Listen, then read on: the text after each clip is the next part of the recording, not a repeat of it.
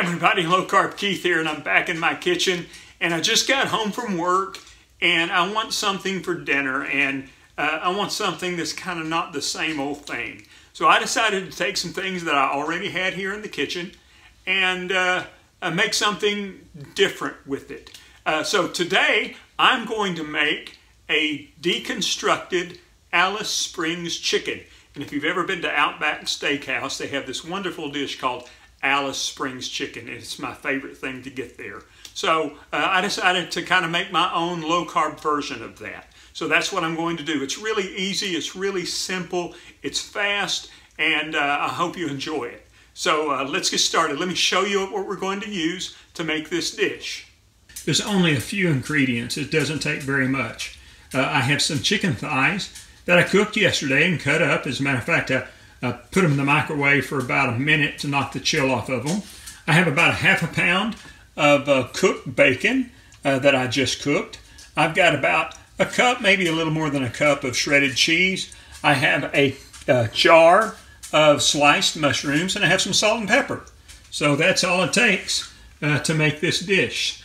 So this is the skillet that I used to cook the bacon in a while ago, and I'm going to put it on kind of medium to medium high heat for this. And the first thing I'm going to do is I'm going to add my chicken, which is already cooked. Okay, you can tell the skillet is a little hot already. There's not much chicken. As a matter of fact, I'm going to turn it down. Okay, because we don't want the chicken to be overcooked. And this is chicken thighs. I cooked them yesterday. I always have chicken thighs on hand. I think they're wonderful. They're delicious. Traditional Alice Springs chicken is made with chicken breast. But if you know me and if you followed me, you know I like chicken thighs. It has more fat in it. It's a little juicier, and it's a little richer flavor. So we're going to take our bacon pieces that I've already cooked. I'm going to add that to that. And then I'm going to take my jar of mushrooms that I've drained the juice out of. I'll put that in there. All right. And we're going to give that a stir. We're going to mix that up good. And what we want to do is we want everything to kind of heat up in that skillet. So you might want to let it sit for a few minutes and just kind of heat up and cook up a little bit. And you might even want to put a lid on it to kind of make it heat up a little bit better.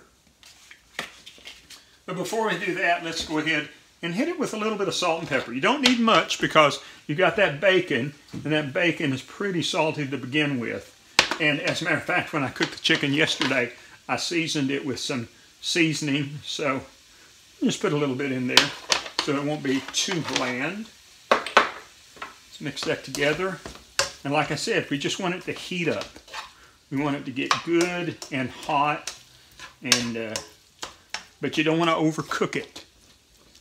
So let's just let that cook for a little bit. I'll put the lid on it, which will help the process, and we'll just let that go for a few minutes, and then we'll come back and see where we are with it. I've let that cook for probably 10 or 15 minutes just to kind of heat up. And now what we're going to do is we're going to take our cheese and we're going to cover that with cheese. We're going to take the cheese and just sprinkle it all over it.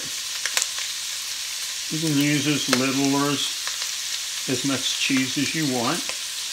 I had about, I guess about a cup. Now we're going to cover it again and let that cheese melt. All right, that cheese looks really good, and you just want it only takes a couple of minutes for it to melt. So I'm going to turn the heat off. All right, and I'm going to dish some of it up. All right, it's loose. I didn't have a lot of chicken, so this didn't make a big plate full, but it is just enough for a dish. All right. Now, look at that. Doesn't that look good? Now let's talk about what we're going to put on top of it. So I've got my deconstructed Alice Springs chicken. And this is a little bit different than the Outback Steakhouse Alice Springs chicken. Like I said before, the Outback usually uses chicken breast. They'll have just one piece of chicken breast. They also have slices of bacon instead of little pieces of bacon that I cut up. And I'm not sure what kind of cheese they use, but I just used what I had in the refrigerator. So this is so simple. It's mushrooms, bacon, chicken, and cheese. And that's all it is. Now, what makes this so good at Outback is their honey mustard dressing. But that's also what is full of carbs, because the chicken, the cheese, the bacon, and the mushrooms has hardly any carbs in it at all. You know, there may be 2 carbs in this plate right here. Maybe 2 carbs, 1 or 2 carbs. So you can buy low-carb honey mustard dressing if you want to. There's recipes on the internet for you to make your own. But, you know, I decided that I'm going to go back to my old standby, what I use, my salad dressing. You can really use any kind of dressing on this if you want to. But what I have on my salad most every night is I use Ken's Steakhouse Thousand Island dressing. And I put this, a couple of tablespoons of this on my salad that I have most every night for dinner. And it's only 4 net carbs for 2 tablespoons. So that's not a lot. So that's what I decided to do with this. I actually put it in kind of a squirt bottle like this, so you can kind of control a little bit better. And I'm just going to drizzle that on top, maybe a tablespoon of it, just to get like kind of a little bit of a taste of it. Now, Thousand Island, you have to be careful because it might have some pieces in it that might not work well in the squirt bottle, but it is coming out now and it's working great. So let's give it a taste and see what it tastes like. All right. My low-carb deconstructed Alice Springs chicken, quick and easy, fast and simple. And it's low-carb.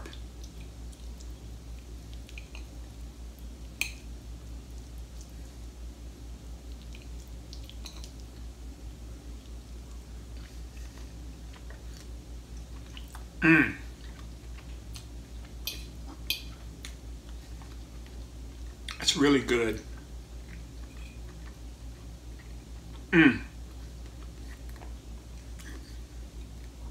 The bacon and cheese and mushrooms, like I said, you can make this with whatever you have at home. Just kind of figure things out. That's what I do about half the time when I make a recipe, is I look and see what I have in the refrigerator or in the cupboard, and then I figure out a way to make it low carb. So this is it. This is what I'm having for dinner tonight. So thanks for watching. I hope you get a chance to make this or something like this, and be creative in your kitchen. Figure out a way to take some of the things that you really like and make them low carb. It's not as difficult as you might think. So thanks for watching. Enjoy.